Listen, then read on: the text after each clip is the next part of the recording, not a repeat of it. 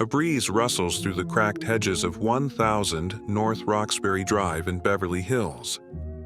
The white colonial mansion, once vibrant with the laughter of Hollywood's most cherished icon, now stands silent, its hallways hollow. Inside, dust gathers where spotlights once danced. The pool has gone still. And yet, if you listen closely, you just might hear it. A giggle, a gasp, a burst of laughter echoing off the walls. This wasn't just a house, it was a monument to one of America's most beloved entertainers, Lucille Ball, the woman who made the nation laugh when it wanted to cry. She wasn't merely the star of I Love Lucy. She was television's first queen, the first woman to head a major studio, a perfectionist, a powerhouse, a pioneer. But behind that iconic red hair and rubber-faced comedy lay decades of sorrow, sacrifice, and slow unraveling. And what happened to her house after her death? That is where this story becomes even more haunting. Because Lucille Ball didn't just fade from the spotlight. She was forgotten by the very town she helped build. This is the rise, fall, and abandonment of a legend. This is the true story of Lucille Ball's tragic decline and the ghost of her forgotten estate. Chapter 1. The Queen of Comedy. Lucille Ball was born on August 6, 1911, in the small town of Jamestown, New York. Her early years were marked by hardship. Her father died when she was just 3 years old, and her mother worked multiple jobs to keep the family afloat. But even in the shadow of grief, Lucille was drawn to performance. By the time she was a teenager, she had already set her sights on the stars, literally. In the 1920s, she moved to New York City and enrolled in drama school, where, as legend has it, she was once told she had no future in entertainment. But Lucille didn't quit. She became a model, a showgirl, and eventually a contract actress under RKO Pictures. Throughout the 1930s and 40s, she earned a reputation as the Queen of B-movies. She appeared in over 70 films, everything from musicals to screwball comedies. But despite her undeniable talent, true stardom always seemed just out of reach. That all changed in 1951. Teaming up with her then-husband Desilu, Lucille pitched a television series to CBS based on their real-life dynamic as a mixed-ethnicity couple. CBS was hesitant. Interracial marriage was still taboo on television. But Lucille and Desi pushed forward. They formed Desilu Productions and agreed to film the show using their own money in exchange for full ownership. That bet changed the television industry forever. I Love Lucy premiered on October 15, 1951, and by its second season, it was the #1 show in America. Each week, 40 million people tuned in to watch Lucy Ricardo get into trouble, crashing into furniture, stuffing chocolates into her mouth, stomping grapes in Italy, or trying to speak Italian with hilarious disaster. Her physical comedy was revolutionary. Her timing? Surgical. But behind the curtain, Lucille wasn't winging it. She trained for every laugh. She would rehearse each pratfall, each glance, each stumble, until it was perfect. This wasn't just talent, it was discipline. Ball studied comedy the way others studied Shakespeare. She brought dignity to silliness, turning lowbrow slapstick into high art. Desilu Studios wasn't just a production company, it was a kingdom, and Lucille ruled it with unmatched precision. When she divorced Desi in 1960, after years of alcohol abuse, infidelity, and public fighting, she bought out his shares and became the first woman to head a major television studio. She greenlit Star Trek, Mission Impossible, The Andy Griffith Show, shows that would go on to define generations. Lucille Ball had not just arrived, she had conquered. Chapter 2. A Home Fit for a Star. At the height of her power in the late 1950s, Lucille Ball purchased a home that would serve as both her sanctuary and statement. Located at 1000 North Roxbury Drive in the heart of Beverly Hills' elite enclave, the estate stood among other titans of the silver screen: Jimmy Stewart, Jack Benny, Rosemary Clooney. But it was Lucille's house that truly turned heads. The structure itself was a classic white colonial, grand without being ostentatious. But what it lacked in Hollywood flash, it more than made up for in charm. It was elegant, personal, full of soul. To Lucille, it wasn't just a celebrity compound. It was home. She shared it with Desi in the earlier years, but after the divorce, it became hers alone. A symbol of resilience, independence, a woman who had endured heartbreak but refused to be broken. Inside, the home was filled with history. The living room featured a grand fireplace surrounded by built-in bookcases, each shelf lovingly filled with classic literature, scripts, and framed memories. Photos of her children, Lucy and Desi Jr., lined the walls. The kitchen had a cozy, lived-in warmth, filled with the scent of old cookbooks and the faded echoes of holiday dinners past. Visitors over the years described the space as elegant, yet distinctly Lucille. A touch of mid-century sophistication. Plush carpets, soft floral prints, muted gold fixtures. A baby grand piano sat in the music room, though Lucille rarely played. It was Desi's instrument, left behind like a memory she couldn't bring herself to move. Outside, the backyard was private and pristine. A modest pool surrounded by palms. A brick patio where she entertained friends like Carol Burnett, Vivian Vance, and Edie Adams. The garden, once meticulously tended, featured roses, gardenias, and a trellis that glowed in the golden Los Angeles sun. But even more haunting than what was in the house was what was missing. For all its warmth, the estate had an emptiness to it in later years. Guests said Lucille would sometimes walk the halls in silence. She'd linger in the foyer before heading upstairs. She kept her Emmy Awards in a display case, but rarely acknowledged them. It was as if the house reminded her not of her success, but of what it cost. By the 1980s, the estate became quieter. She stopped entertaining. Health issues kept her increasingly indoors. The laughter that had once filled every room had been replaced by the soft hum of television reruns. Reruns of her own show. I Love Lucy, playing on a loop in the home of the woman who made it. The irony was almost too much to bear. Lucille had built an empire, but in her final decade she seemed to retreat into the comfort of what she had already given the world, as if she were slowly becoming a guest in her own home. Soon, that home, like Lucille herself, would fall silent. Chapter 3. Behind the Curtains.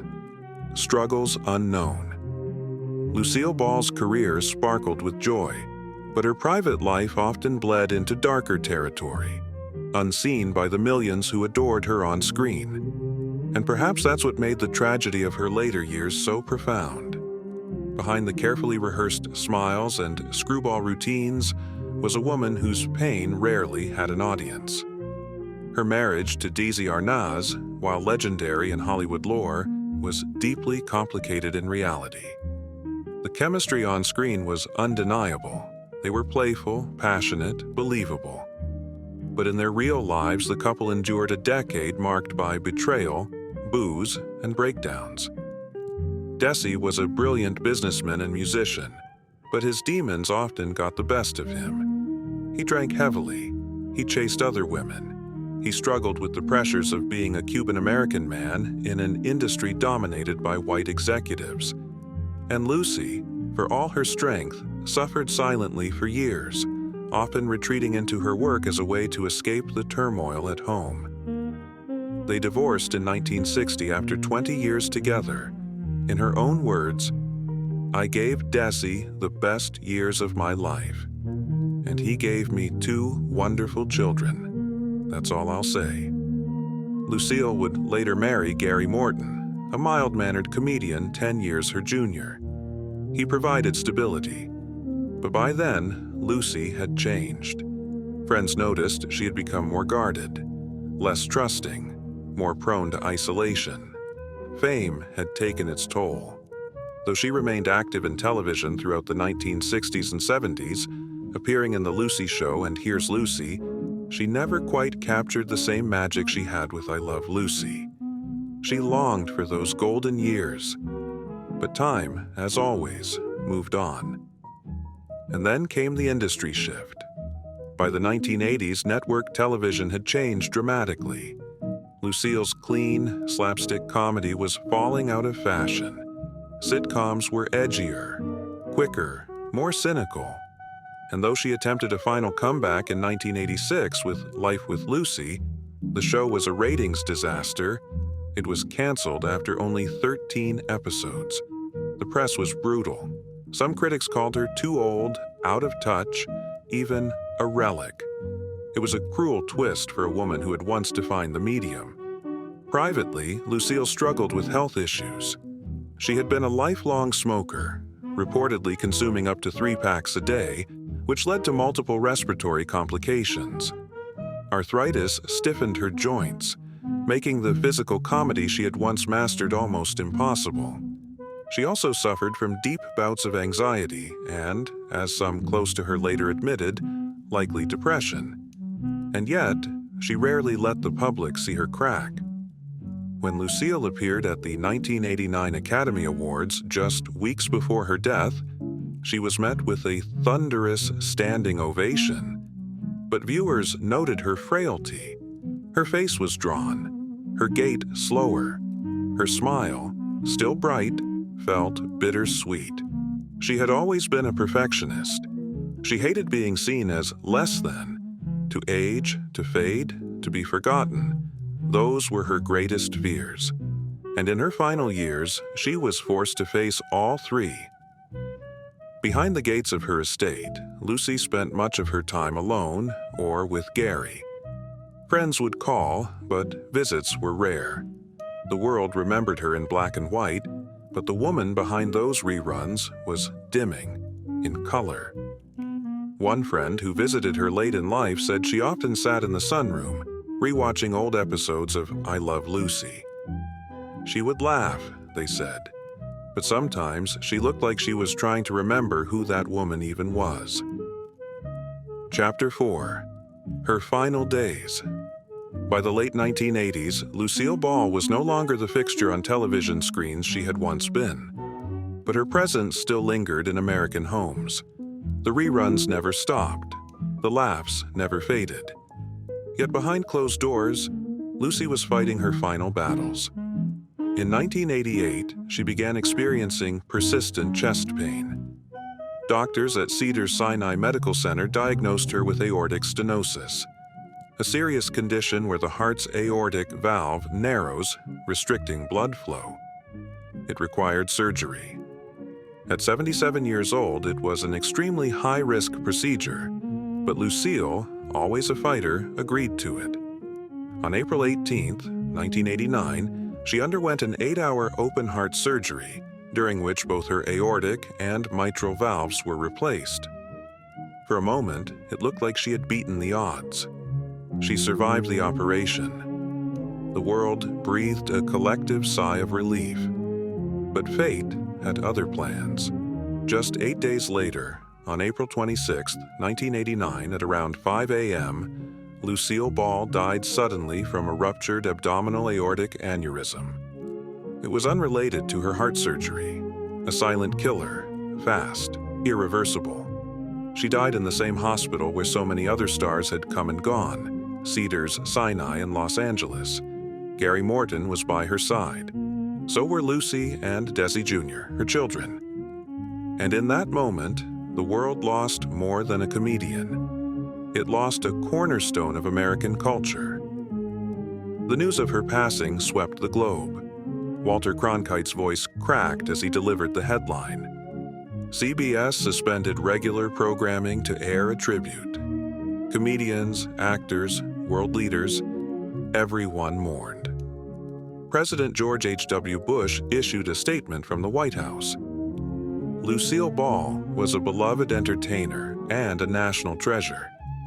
She brought laughter into the homes of millions and paved the way for generations of women in television.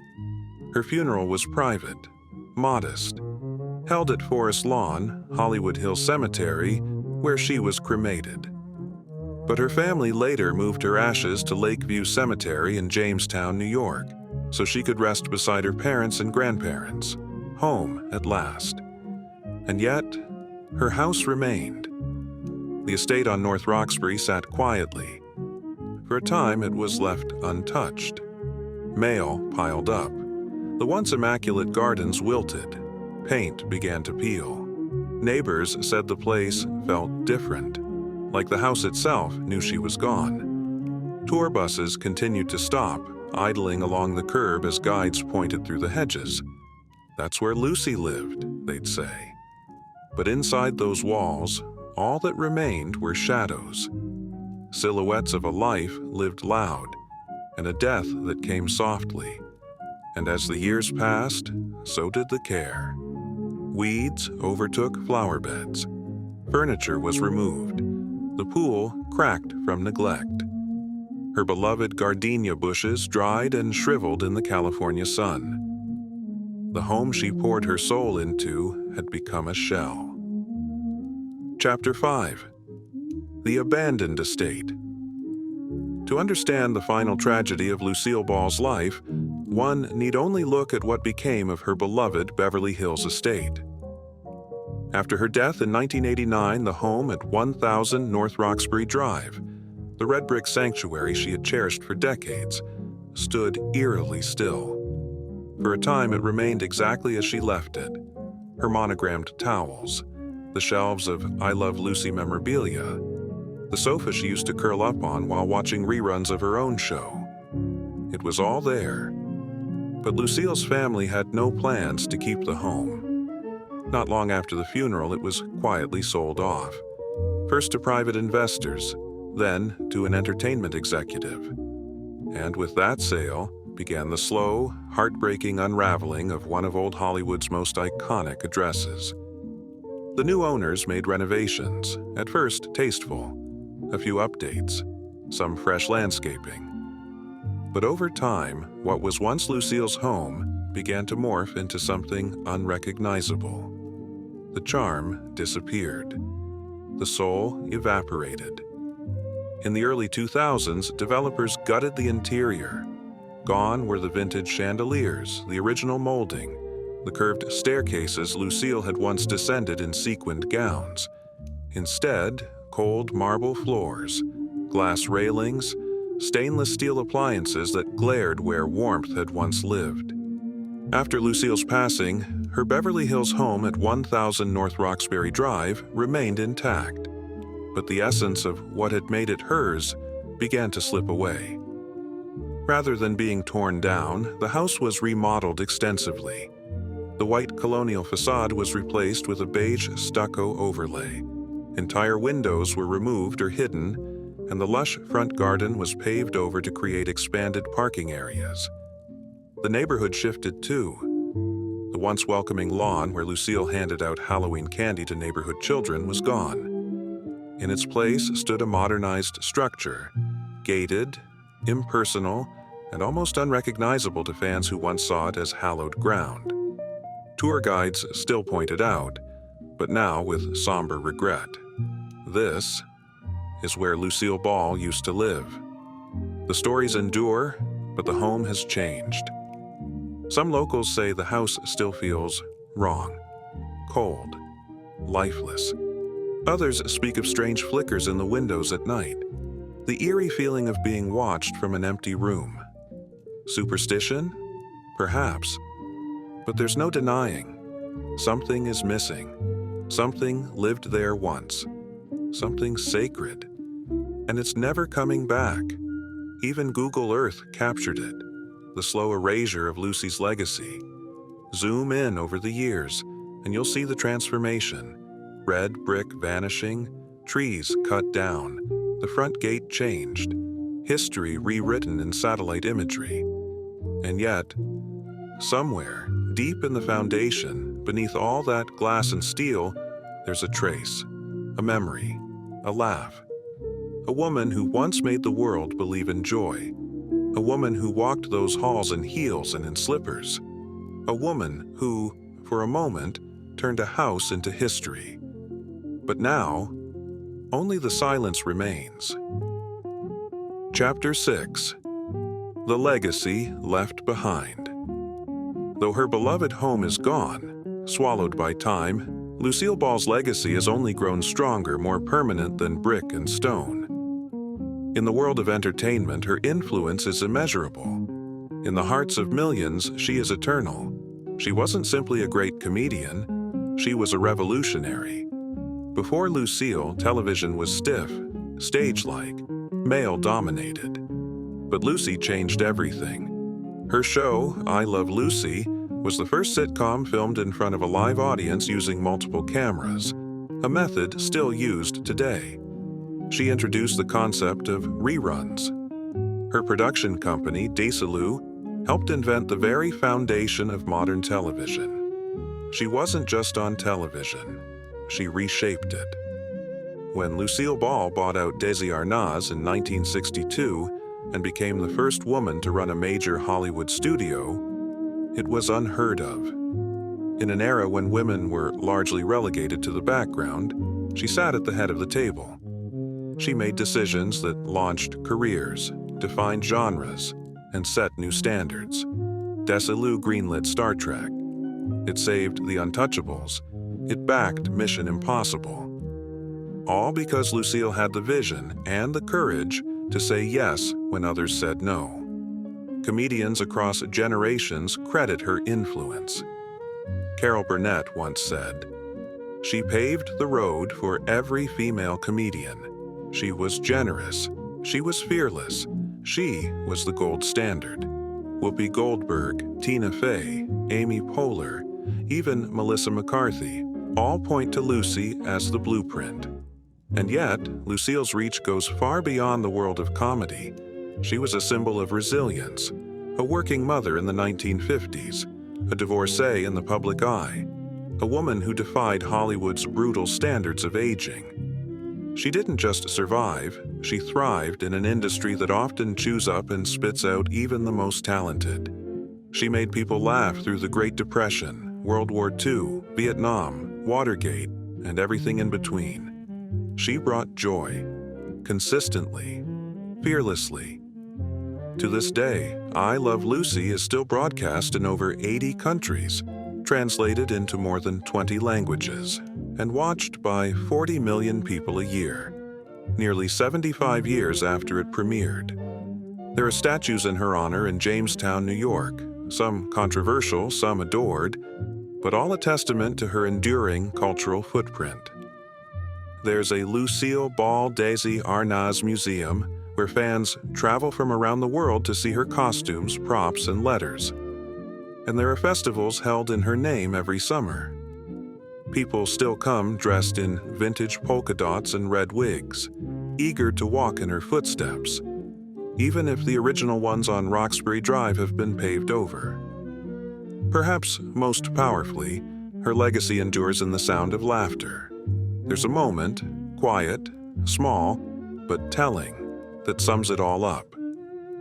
In the 1970s, Lucille was asked in an interview, "What do you want to be remembered for?" She thought for a moment, then said, "That I made people laugh when they needed it most." And she did. In hospital rooms, in wartime barracks, in cramped living rooms where families gathered around black and white TVs to escape their troubles. Lucille Ball was there, a constant, a friend, a brilliant, brave, red-headed reminder that even when life gets messy, especially when it gets messy, laughter is still the best way through. Her house may be gone, her laughter recorded, her image preserved in film stock and memory. But her spirit is very much alive.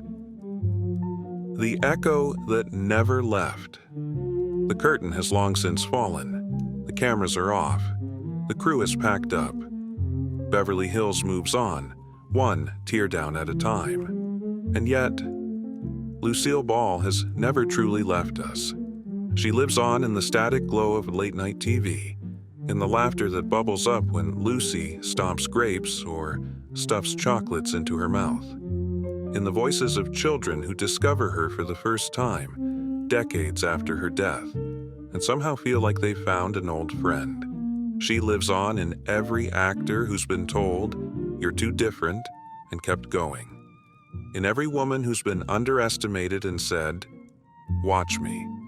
In every soul who chose to find humor in heartache, dignity in absurdity, and love in chaos. Lucille Ball didn't just perform comedy, she made it safe to laugh at life's messiness. She showed the world that flaws were not failures, but features. That the spilled milk, the misunderstood phone call, the little lies and big dreams, that's what made life funny, and beautiful, and worth it. And when she was gone, we didn't stop watching. We didn't stop needing her. Today, the estate she once loved is no more. A shell of marble and glass sits where roses used to bloom. The echo of her voice, once bouncing through sunlit hallways, now lives only in memory and reruns. But here's the truth. Houses crumble, fame fades, time marches on. But legends linger. Lucille Ball was not perfect, she was not polished, she was not without pain, but she was real. Real in a way few stars ever allow themselves to be. And in being real, she became something more than a celebrity. She became family to millions. You can take away her home. You can rewrite her address. But you will never erase what she built. Not really. So the next time you hear laughter in an empty room, the next time a joke lands so perfectly it makes you snort, the next time someone fumbles, stumbles, or sings off key and makes the whole room laugh, that's her. That's Lucy, still shining, still smiling, still echoing through the laughter of the world. Curtain closed, but the spotlight still warm. If you enjoyed this video, please leave a like and comment down below as it helps support this channel. Also, consider subscribing and hitting the notification bell to get notified of our newest videos. Thanks for watching.